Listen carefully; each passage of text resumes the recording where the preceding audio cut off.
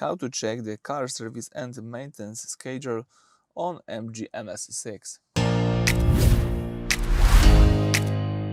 So at the very beginning, let's start by using the home screen. Here let's find and select the car icon located at the bottom of the screen.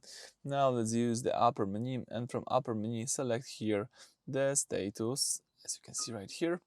And now you've got here access to the service status. So this maintains tracker monitors your health checkups. It shows no service required if the car is currently in top shape. The next service in readout tracks your driving distance to tell you exactly how many kilometers you can drive before you need to visit a dealership or standard maintenance like changing cabin filters. So just follow those two information, service status and next service info, and you will know everything. Alright, so that's it. Thank you for watching. Please subscribe to our channel and leave thumbs up.